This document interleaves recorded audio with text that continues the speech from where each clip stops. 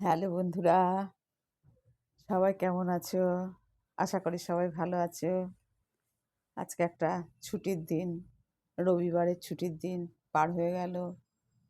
অনেকেরই ভিন্ন কাজকর্ম, ঘোরাঘুরি, আনন্দ ফুর্তি, ভালো খাওয়া দাওয়া সব কিছুতেই ব্যস্ত ছিলে। এখন সারাদিন গড়িয়ে রাত চলে এসছে। রাতে আমাদের একটা বিশ্রামের রিল্যাক্স টাইম, এবং এই সময়টা যদি আমরা শরীরটাকে ঠিক রাখতে পারি, তার জন্য আমাদের বিশেষ কিছু ব্যবস্থা নেওয়া দরকার।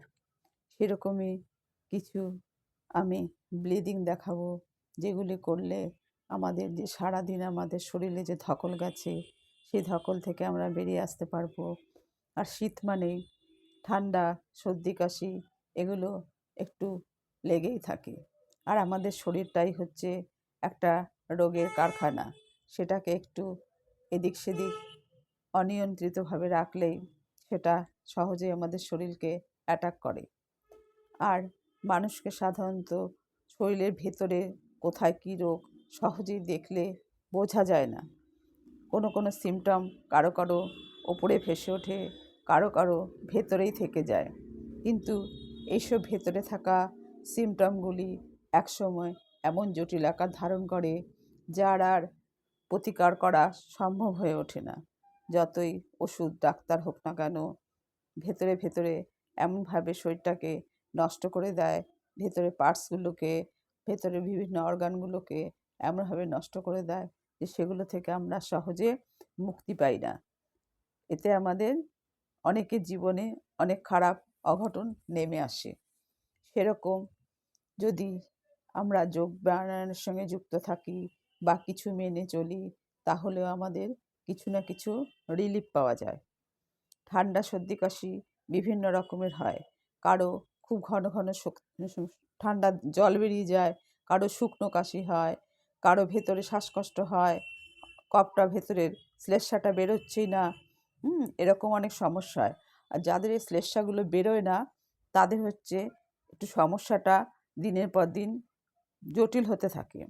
কারণ আমাদের যে আমরা বাইরে বেরোলে যেসব শ্বাসকার্য করি বা ঘরোয়া কিছু কাজকর্ম মহিলাদের থাকে, যেগুলোর মাধ্যমে ধুলোবালি আমাদের লাংসে চলে যায়। যদিও আমাদের নাকটা অনেকটাই ফিল্টারের কাজ করে, যার মাধ্যমে বায়ুটাকে ফিল্টার করে আমাদের ভেতরে প্রবেশ করায়, কিন্তু ব্যতিক্রম হতে থাকে দীর্ঘদিন যদি এর আমরা কোনো ব্যবস্থা না নিই। সেই জন্য আমাদের কিছু কিছু প্রাণায়াম আছে, যেগুলোর মাধ্যমে আমরা শরীরে যেসব টক্সিনগুলো জমে যায় সেগুলোকে আমরা বের করে দিতে পারি। ওষুধ ডাক্তার সেগুলো সম্বন্ধে কিছু বলবো না, সে তো আমাদের রাখতেই হবে সুবিধা অসুবিধায়। কিন্তু আমি যদি আমার শরীর অনুযায়ী, আমার বডি ক্যাপাসিটি অনুযায়ী, আমার সময় অনুযায়ী আমি যদি করে নিতে পারি, তাহলে আমার অনেক অনেক অনেক উপকার হয়। যদিও আমরা সময়ের অভাব বলে মনে করি, কিন্তু সেটা মনে করলে হয় না। সেটাকেও আমাদের সব কিছু জীবনযাপনের সঙ্গে যুক্ত করতে হয়। সেরকমই একটি প্রাণায়াম আমি দেখাবো, যে প্রাণায়ামটা সঠিকভাবে করলে আমাদের শরীরের যেসব টক্সিনগুলো থাকে সেগুলো বেরিয়ে আসে। আমাদের অক্সিজেন যুক্ত বাতাস যে ভেতরে যায়, যেগুলো গিয়ে আমাদের ব্লাডের নানা রকম ভালো কাজগুলো সম্পন্ন করে থাকে। আর ধুলোবালির মাধ্যমে আমাদের যে লাংস, কাশি, ঠান্ডা এগুলো হয়ে নানা রকম সমস্যার সৃষ্টি হয়, সেগুলো থেকে আমরা সহজে বেরিয়ে আসতে পারবো এবং আমাদের শরীরটা অনেকটাই মুক্ত থাকবে। আর এই প্রাণায়ামটা যদি আমরা রেগুলার 2-3 বার করতে পারি, দিনের মধ্যে 50 বার করে করতে পারি, খুবই ভালো। 50-60 বার যার যার বডি ক্যাপাসিটি অনুযায়ী করতে হবে। এটারও সতর্কীকরণ আছে। যাদের প্রেশার বেশি, যাদের বড় অপারেশন হয়, বা যাদের ওভারিতে নানা রকম সিস্ট থাকে, সেগুলোর জন্য বিভিন্ন রকম একটা প্রাণায়াম বহু কাজ করে, একটা যোগা এক্সারসাইজ বহু কাজ করে। কিন্তু সেগুলোর কিছু নিয়মকানুন, সতর্কতাও আছে। সেগুলো মেনেই নিজেকে এগোতে হবে। শুধু দেখছি করছি বললেই হবে না, কার কী সমস্যা সেটা জানতে হবে, সেভাবে তাকে এগিয়ে যেতে হবে। কিন্তু আমি এখানে মিনিমামটাই দেখাই, যাতে কোনো সমস্যার সৃষ্টি না হয়। কিন্তু এই মিনিমামটা দীর্ঘদিন তো করলে হবে না, সমস্যা অনুযায়ী তাদের এগুলো বাড়াতেই হবে। কারো বাড়াতে হবে, কারো কমাতে হবে, শরীর বুঝে সেটা করতে হবে এবং রোগ বুঝে সেটা আমাদের করতে হবে। সেরকমই একটি প্রাণায়াম হচ্ছে কপালভাতি প্রাণায়াম, যে প্রাণায়ামটার মাধ্যমে আমাদের নাকে বা আমাদের লাংসে, বুকে যেসব কফ জমে যায় সেগুলো আমরা সহজে ক্লিয়ার করতে পারি। সেটা হচ্ছে একটা শ্বাসের ব্লিডিং। এই ব্লিডিংটা হচ্ছে শুধু নাক দিয়ে শ্বাস আমরা ছেড়ে যাব, আর এমনভাবে ছাড়তে হবে যেন আমাদের ভেতরের যে শ্লেষ্মাগুলো জমে আছে সেগুলো ভেঙে যায়, সেগুলো আমাদের যেসব জায়গা দিয়ে বেরোনোর প্রয়োজন, আমাদের শরীরে যেসব ইন্দ্রিয়গুলো রয়েছে যার মাধ্যমে আমাদের ভেতরকার বর্জ্য পদার্থ বেরিয়ে যায়, সেগুলোর সাহায্যে আমাদের মানে সহজে বেরিয়ে আসবে। কিন্তু আমাদের এই প্রক্রিয়াটা করতে হবে, এই প্রাণায়ামটা করতে হবে। এই প্রাণায়ামটা করলে আমাদের সেইগুলো যে শুকনো কফ কাশি যেগুলো জমে থাকে সেগুলো বেরিয়ে আসে, আর যাদের হালকা জল জমে থাকে সেগুলো এমনিতেই নাক দিয়ে বেরিয়ে আসে। তার জন্য আমরা শুধু শ্বাসটাকে আমাদের পেটের ওপর চাপ দিয়ে খালি বাইরে ছাড়বো, সরাসরি নেব না, কিন্তু বাতাস তো সরাসরি আমাদের ভেতরে চলেই যায়। যদি আমরা একটা পদ্ধতি আছে যে পদ্ধতির দ্বারা আমরা বন্ধ না করি, যাকে বলা হয়, আমরা যদি বডিটাকে বন্ধ করে রাখি সেটাকে বলা হয়, বাতাসটা নিয়ে যদি বন্ধ করি সেটাকে বলা হয় অন্তর্কুম্ভক। আর আমরা বাইরে যেটাকে ছেড়ে দিই সেটা হচ্ছে বাহ্য, বাইরে ছেড়ে দিলাম, বহির্কুম্ভক। কিন্তু এখানে শুধু আমরা বাইরেই ছাড়বো বাতাসটা। আমাদের ভেতরে অক্সিজেনযুক্ত বাতাস হোক বা যে কোনো বায়ুই আমাদের যখন ভেতরে চলে যাবে সেটাকে আমি সরাসরি নিজের স্বইচ্ছায় নেব না, যেভাবে যাচ্ছে যাচ্ছে। আর আমি পেটের মধ্যে একটা চাপ সৃষ্টি করব বডি ক্যাপাসিটি অনুযায়ী, আর সেটা আমার বাইরে বেরিয়ে আসবে। আর আমার পেটেও চাপ পড়বে, আমার লাংসেও চাপ পড়বে। তাতে কি হচ্ছে, আমাদের শুকনো কফ বা জলীয় কোনো পদার্থ নাকের মধ্যে জমে থাকলে বা ধুলোবালি জমে থাকলে সেটা সহজেই বেরিয়ে আসে। এবং আমাদের শরীরে যেসব দীর্ঘস্থায়ী রোগ যেগুলো লাংসকে অ্যাটাক করে, শ্বাসকার্যে বিভিন্ন রকম পদ্ধতিতে বাধা সৃষ্টি করে, সে থেকে আমরা সহজেই বেরিয়ে আসতে পারবো। ঠিক আছে, আমি তাহলে শুরু করছি। এটা এটা মোটামুটি সেকেন্ডে একবার করে স্ট্রোক দিতে হয়, কিন্তু যাদের সমস্যা বেশি তারা আরও হালকাভাবে করবে, আর যাদের কোনো সমস্যা নেই তারা আরও দ্রুতভাবে করবে। যার যার বডি ক্যাপাসিটি অনুযায়ী বা যার যার শরীরে কী কী প্রবলেম আছে তার উপর নির্ভর করে।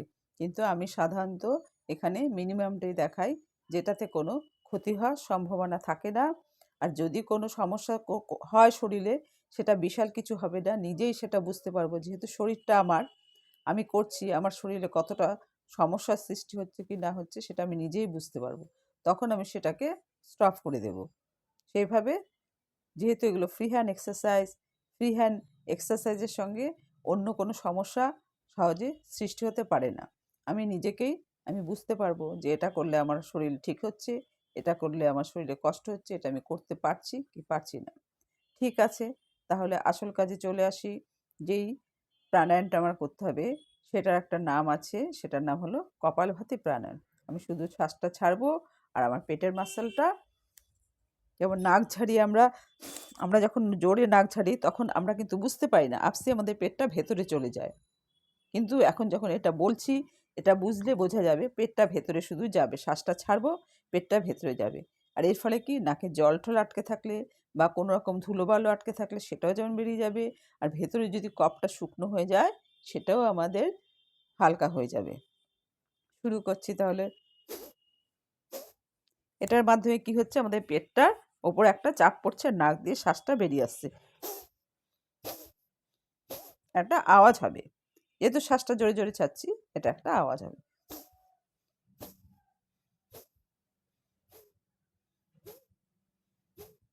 আর এটা করার সময় মন স্থির রাখতে হবে, চোখ বন্ধ। যে কোনো ব্লিডিংয়ের প্রাণায়ামই চোখ বন্ধ করে মন স্থির রেখে আমি যেই উদ্দেশ্যে করছি সেরকম চিন্তাভাবনা করে করতে হবে। আমার মাথায় সেই চিন্তাটাই ঘুরবে যে আমি যেটা করছি সেটাকে ঠিক করছি, সেটাকে হচ্ছে, সেদিকে মনোনিবেশ করতে হবে। অর্থাৎ আমি যেই কাজটা করছি সেই কাজেই আমার মনোনিবেশ করতে হবে, তাহলেই সেটা পারফেক্ট হবে। করতে করতে কথাও বলা যাবে না, চোখ খোলা যাবে না, চোখটা সবসময় আমার বন্ধ থাকবে। আর এটা আমি একটা আওয়াজ করে করব, আর পেটের মাসলের উপর চাপ পড়বে, আর সেটা আমি লাংস দিয়ে যেহেতু শ্বাসটা ছাড়ছি, আমার বুকেও চাপ পড়ছে, আর যে কপের ওপর শুকনো কপ বা ধুলোবালি বা কোনো কিছু বর্জ্য পদার্থ থেকে থাকে সেগুলো ভেঙে চুরমার হয়ে যাচ্ছে, আর সেগুলোই পরে আমাদের শরীরের অন্যান্য মাধ্যম দিয়ে বাইরে বেরিয়ে আসে।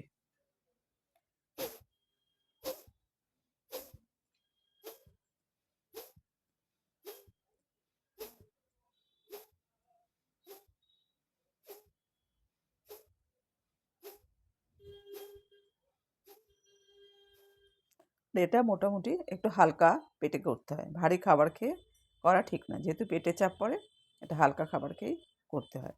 আর যারা মনে করছো যাদের বেলি ফ্যাট, পেটটা নড়ছে না, পেটে মাসেলটা আপ ডাউন করছে না, তারা প্রথম প্রথম বাঁ হাতের ওপর ডান হাত রেখে এমনভাবে চাপ দিতে হবে, শ্বাসটা চাপ দেওয়ার সঙ্গে সঙ্গে পেটটাকে নিজের ইচ্ছায় ভেতরে ঢুকিয়ে দিতে হবে, আবার হালকা করে দিতে হবে, নিজের ইচ্ছায় ভেতরে ঢুকিয়ে দিতে হবে। যেমন হচ্ছে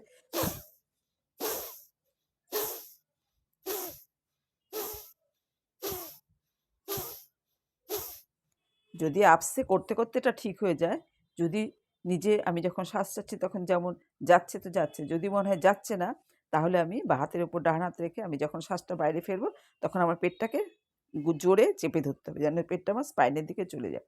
এতে কি হচ্ছে, আমার যেমন শ্বাসকার্য কাজের সাথে যেমন আমার লাংসের সমস্যার সমাধান হচ্ছে, ঠান্ডা সর্দি কাশি লাগলে বেরিয়ে আসছে, তার সঙ্গে আমার বেলি ফ্যাট বা ফ্যাটি লিভার এগুলোরও কাজ করছে।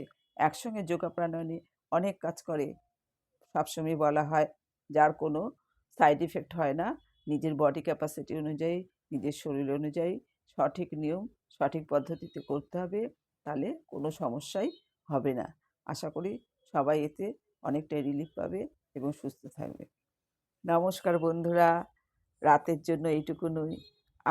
আবার আগামীকাল চলে আসবো। সারা রাত সবার ভালো কাটুক। বড়দের প্রণাম, ছোটদের ভালোবাসা। আমার চ্যানেলটার নাম ঝর্ণা স্মাইল। আমার পাশে থাকবেন। Bye, good night.